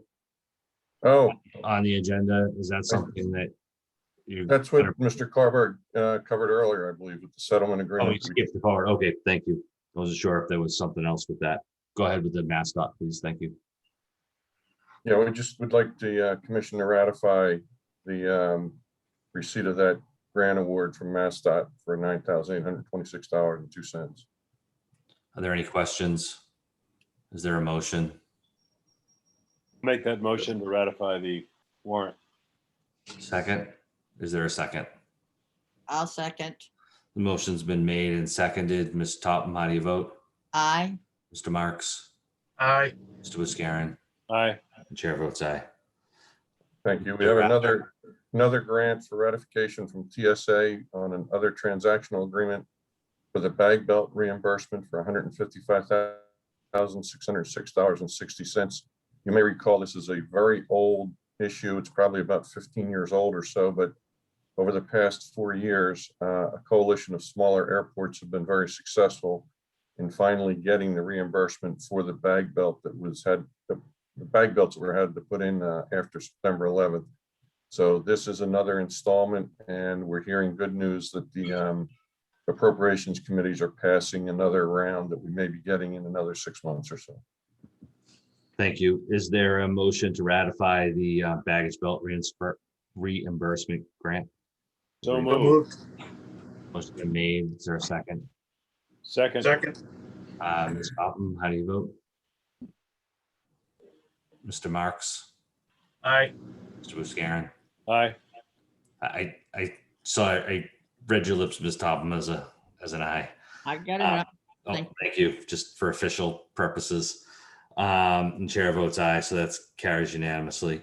And then we have the FAA grant, which is -77, not 07, as noted at the beginning of the meeting, related to the environmental assessment plan study. Mr. Rafter, anything additional on that? I just want to verify with Katie that that is the only grant that we're going to be voting on. Apparently, the FAA sent us another grant, but they left out something, so it wasn't the right amount. It was too low, and we're working to rectify that. But rather than vote and approve that, we want to put that on hold until we get the number squared away. So, Katie, are we voting on 77? No, you're voting on 74. Okay. 77 is the one that the amount is Was not correct. incorrect, or we think it's incorrect, and FAA agrees, and just, I wouldn't do any voting on it. Okay, good catch on that. Is there a motion to accept the FAA grant award -74 related to the environmental assessment plan study? So moved. Is there a second? Second. Motion Second. been made and seconded. Mr. Marks, how do you vote? Aye. Mr. Buscarin, Aye. Ms. Topham, Aye. the chair votes aye. Next, we have a ground noise emissions program discussion. Turn it over to Mr. Carver. Thank you, Mr. Chair. And I was remiss earlier. I was going to bring up if you would consider dismissing the consultant at their election on the conclusion of their presentation. Does anybody have anything further questions for any of our consultants? No. Hearing none, thank you all very much for your efforts and time. We'll see you again soon. Thank you for the opportunity. Thank you very much. Have a good night. You too. Bye-bye. Yeah. Back to you, Mr. Covered. Okay, thank you, Mr. Chair. On page 276 of your packet, I've submitted notes from our Energy and Environmental Subcommittee, specifically on the task of drafting an outline for a ground noise and emissions program, more or less in parallel to our existing air-related programs. So what I have here is, I think, a very, very good start on a potential policy. It notes, and I'm going to pick a couple of the high points. It notes for the major program elements that a focus or approach would be on what we call the outlier ground operations, those that exceed 1 hour in duration. And I think this is a very helpful element to base a policy off. I think it's very difficult to do. I mean, it's a very beneficial item to base a policy off of. There are many different aspects to ground noise, but this does give us a clear item to go forward to base a policy from. It's a minority of operations, but they likely contribute, a great deal to noise and emissions. The 1 hour and 1 hour duration in excess. We focus a good bit on ramp signage, and we will be asking in all likelihood, our consultant group to help us identify what role a fixed noise monitoring station or stations could play on the different locations, potentially on the south ramp.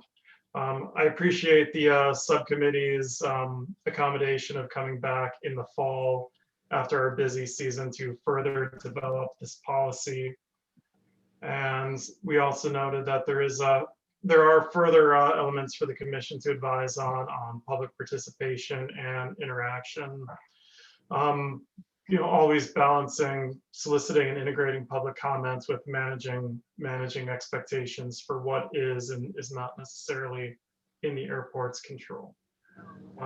I can leave the discussion at that and open it up for any questions or items to go into further detail on. Anybody have any questions on the draft? Just one, so this will remain a draft. This is really just informational purpose, not for adoption until we reconvene it after the busy season to put a little more effort into it. Is that correct? That's correct. I would anticipate staff would submit to you this in a much greater, much more detailed document consistent with our other official policies that have put forward for consideration. My only comment on the outlier ground operations, I understand, but I think the underlying other policy of the 15 minutes would remain in effect, at least for notification, so that this doesn't change that policy. It just clarifies that you're not trying to crack down at 15 minutes. It's trying to encourage compliance and then coming and looking at the operations at an hour a little closer. Yes, agreed. Thanks. Anything else? Any further on that? Why don't we, do you want to go further on to the rest of it related on the outline or the program implementation, or just sort of leave it at that for now?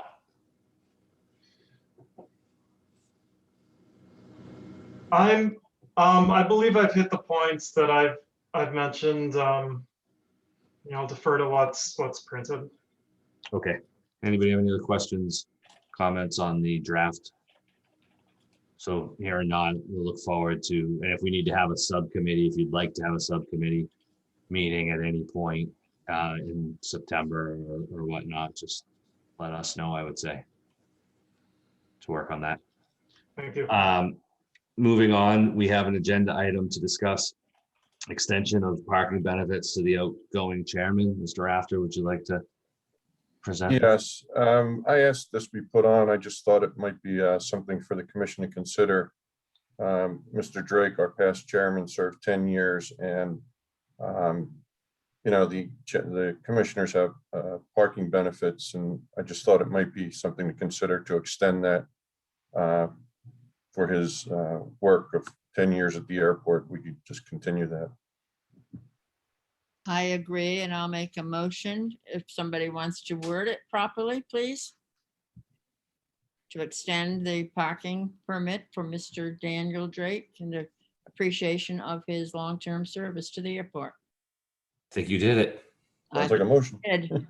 Well, I think we should limit it in time. In other words, this shouldn't be permanent. I'd give them 2 years. What do you think? Why?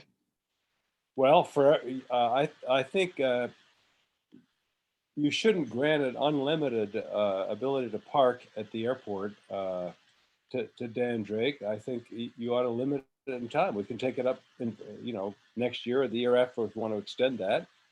But I think an unlimited grant might be too much, quite frankly. I think it's nice to have a limit to everything. What if we made it the length of service?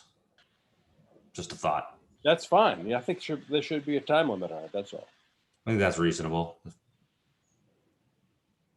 Any other thoughts or questions? So are you amenable to a friendly amendment to your motion that the benefits would be extended for the length of the service that was provided? I am 10 years.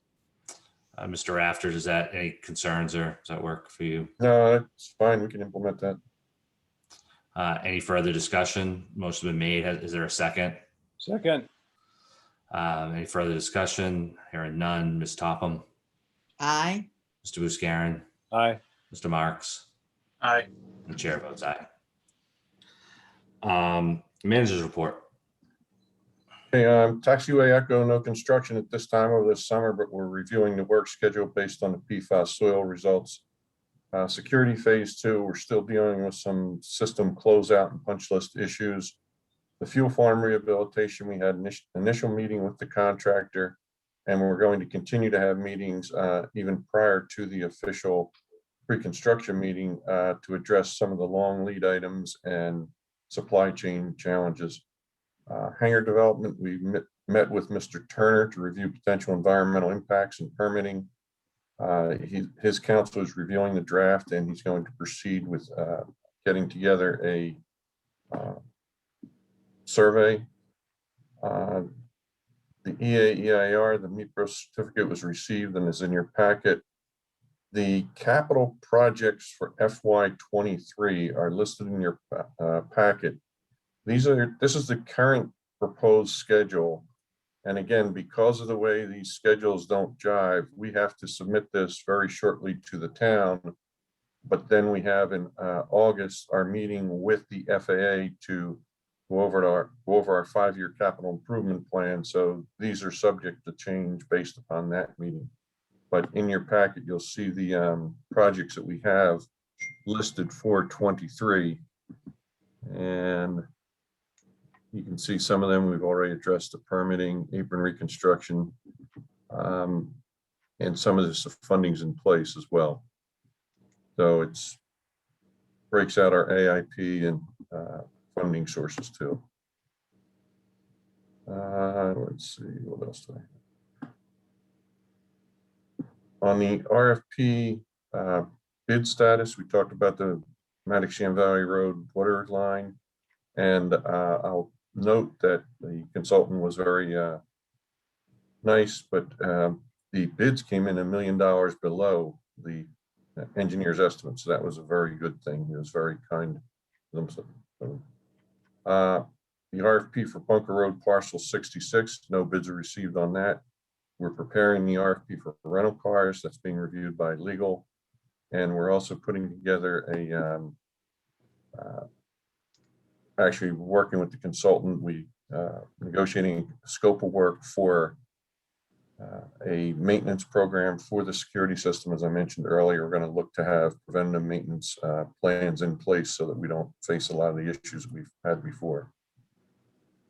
On the operations side of the house, our FY21 fuel cell results, Jet A gallons were up 20% over FY20 and higher than any of the past 10 years. June Jet A gallons were up 244,657 gallons, or 150% over last May, which is greater than any of it sold for any June in the past 10 years. We've had some fuel supply issues and challenges. There was a mechanical issue on one of the boats, and that created a slight hiccup. But NOAA has been very good at working with the airlines and briefing them every morning on what our availabilities are and if there's any potential issues. And we're not alone in it. There are a number of airports throughout the country that have experienced this as well. The Spot Zero, which is the additional commercial aircraft gate or position, if you will, New England FAA office and MassDOT Aeronautics worked expeditiously with us to add this position, and it has been very helpful to relieve some congestion. But as Commissioner Topham was referring to earlier, this past weekend we had a number of lengthy delays with aircraft holding on the taxiway, and it was a compounded group of items that occurred. There was a mechanical issue, there were delays in New York, and there were some staffing issues for ground service. The airport kind of took it on the chin on some social media because apparently a Delta pilot made an announcement on the aircraft that he explained to the passengers that it was the airport's fault. And so we're going to be investigating that and looking at potential ways to resolve these issues. We had discussions in the beginning of the summer. We asked the carriers to work them out amongst each other. They have to some extent, but there are some times when they just don't want to work together. And as you were saying earlier, Commissioner, they're, continue to put more flights in where we don't have the room. So we're going to be working with legal to also look at the leases and what language could be put in there. Because as you know, we cannot, we have to provide them access to the airport. But I believe we have certain rights as well and certain conditions that if they don't abide by them, that we may be able to restrict those access rights. So we're going to be looking into that. It was apparently a pretty bad situation. I appreciate NOAA helping or filling in while I wasn't there. So are there any questions before I go on to statistics? Just one, if I may, Mr. Rafter. I don't think I saw the, you mentioned the capital projects list, but unless I missed it, I scrolled through a couple of times and I'm not sure we got that. So I just wanted to, maybe it was somewhere else in the packet, but I don't recall seeing that. I hope And that was in your packet. I apologize. if not, could you just I will walk distribute through those. that? Or yeah, maybe go through it. Yeah, I'll walk through those with you if you don't mind right now. My copy's quite blurry, so I'm going to try my best here. The first is the permitting and the ALP update. Basically, the grants we talked about earlier. There's an apron reconstruction project. Again, that's an FAA funded project. Some terminal improvements that the Mass DOT has agreed to fund. Taxiway Golf relocation and the runway 1230 decommissioning. There's some discussion going on internally with FAA about that. The employee housing is in there for $3 million. Oh, I apologize, Mr. Chair, the amounts, I should go over those. The LP update was $500,000. Apron reconstruction, and mine's quite blurry, but it's about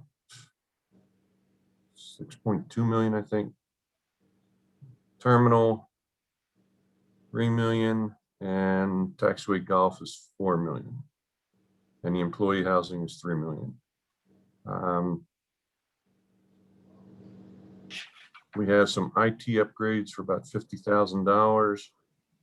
Our paint and beads, as you recall, that used to be funded by state. We have to do it now.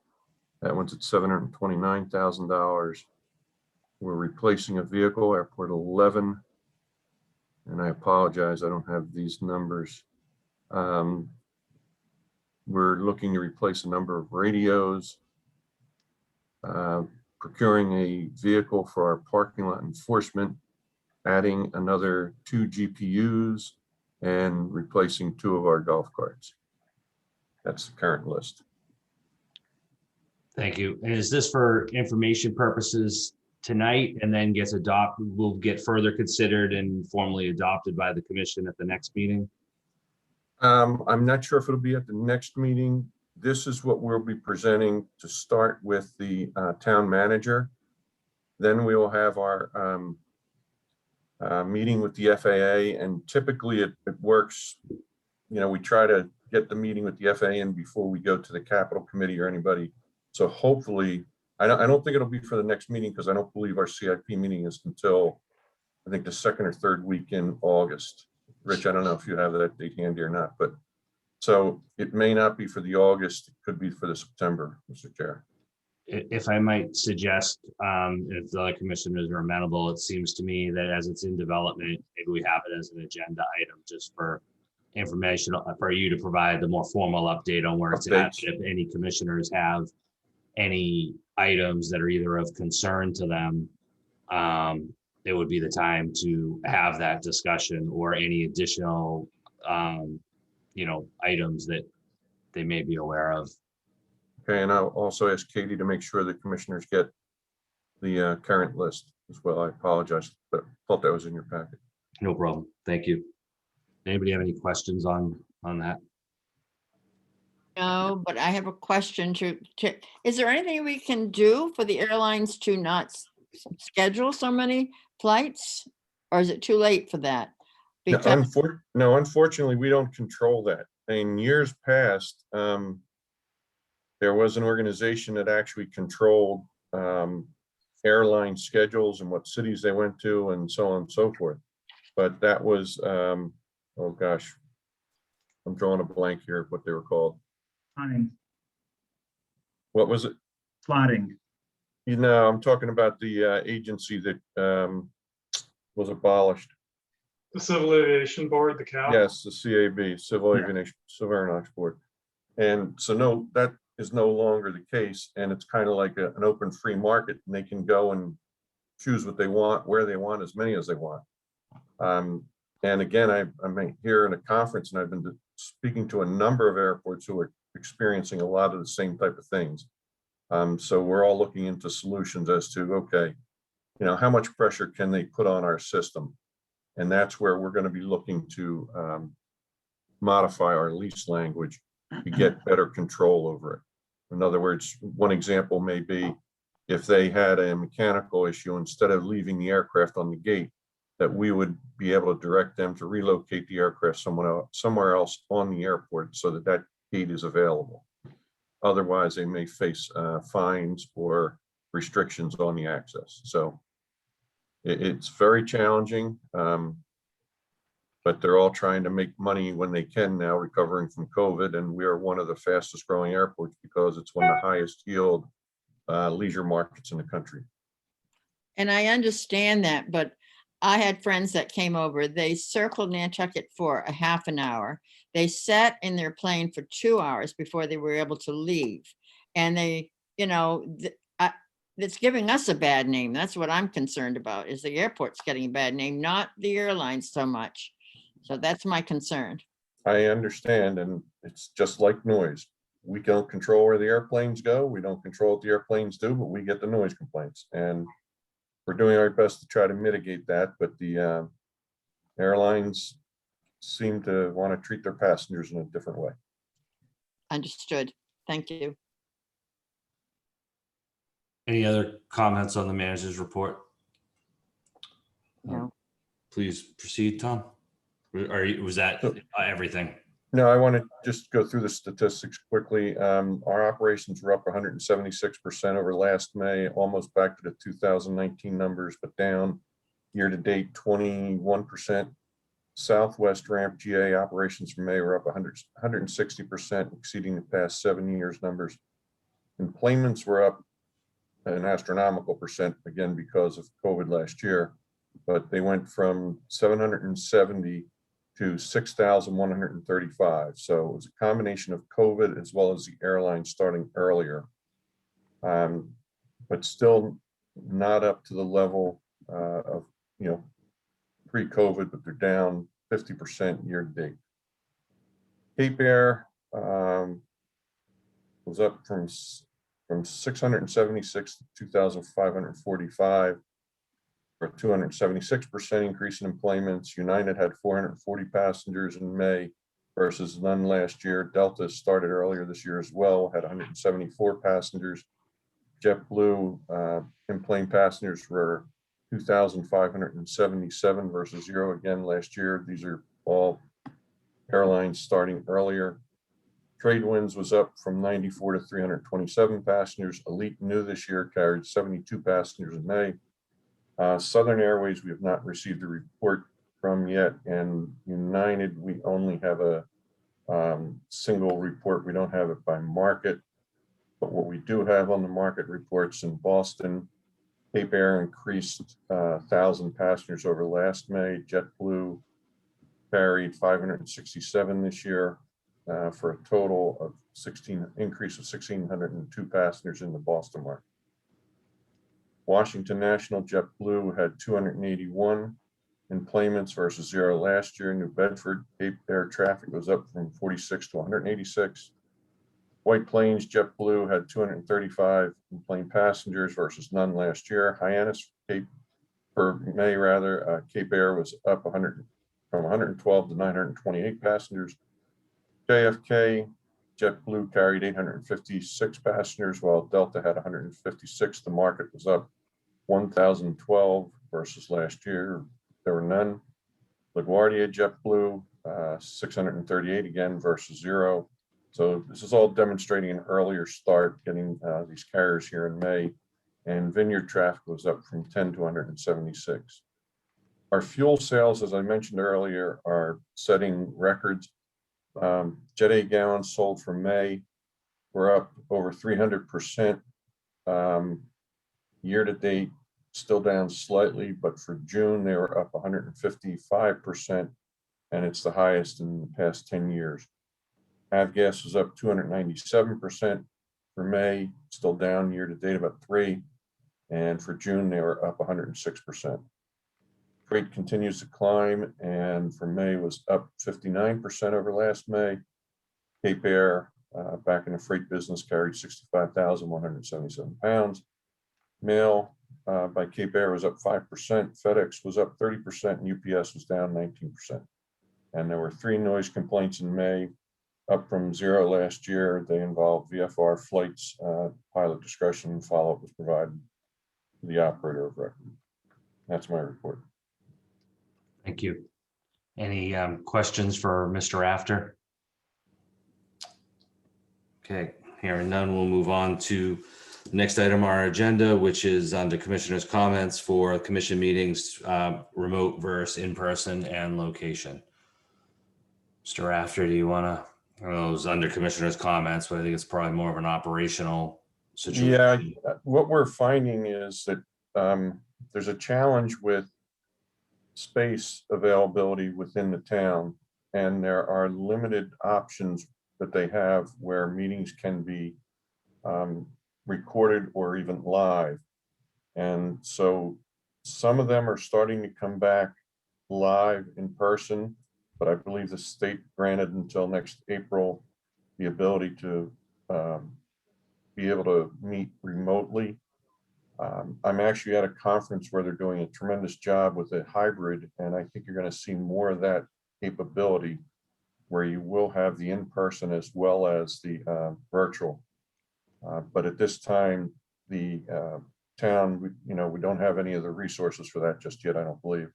So one of the options that was presented to us was a location at 2 fairgrounds in the Plus building. And I've been in that area. It's not very appealing. But it's up to the commissioners if you want to continue to meet virtually or if you'd like to meet in person. But the other thing I believe is they're working on getting another facility operational at the old fire station that may be suitable for public meetings as well. So we may, again, this is commission's decision. You may want to consider holding off until there's space that is, if you will, functionally appealing or useful that we might want to do. But if you want to meet in person, we can do that. The accommodations are not the greatest. Thank you, Mr. Rafter. I'll add and then open it up to discussion. Maybe it'll help. I've been party to some discussion with town administration and Ms. Perales as well, because I wanted to see us be able to continue to meet in person, or not continue, but go back to in person and have all of the same functionality that we had in terms of being broadcast. And essentially because of the loss of when the fire department moved to Fort Fairgrounds, that training room upstairs was lost, which was where HDC is. So now we're competing, and they meet every week. We're competing with them for that space downstairs. So the option presented to us would be, I think the other option Mr. Rafter didn't mention, I think we might be able to keep that space with the video if we met on Friday nights, perhaps. That might have been one of the other options. So in terms of putting everything out to the commission for consideration, The space at the new trailer at the old fire station, we're told they're expecting to be online in September. And that's going to be essentially fully functional in terms of, Wi-Fi and accessibility and that sort of thing. If we meet at the back room at 2 Fairgrounds, the Wi-Fi is extremely poor there. So that's another issue to consider in terms of using our devices for, packets, making sure that you have everything downloaded. It also might pose a challenge if we have anybody, coming in remote. The other piece of things was that doing it virtually, while I think it lacks some of the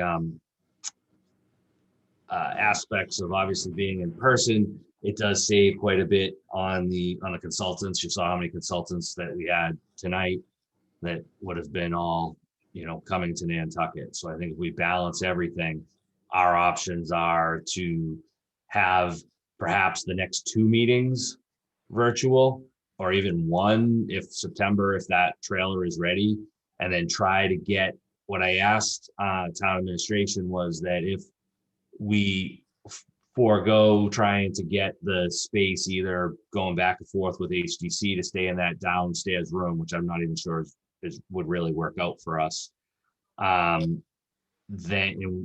would we be able to maintain our slot, so to speak, in this new facility? And I was told that we would. So in other words, we can keep if we just hold tight for a month or 2, then when that opens up, we'll preserve our position as we currently have it on the, the second Tuesdays at 5 o'clock, and then be able to be filmed.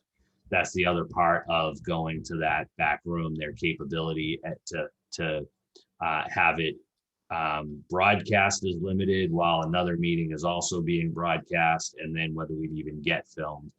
One of the positive aspects of the Zoom is that they just click record and then can post it later, so it happens. So not as good, I think, as all being together, but it maintains that transparency and accountability that the public could go back at any time in the future and replay our video on YouTube. But it's really up to the commission if you want us to try to go to the back room or to possibly change nights. And I think the only night that might be available would be Fridays. And I don't know that Fridays are the best for public meetings that you want the public to interact.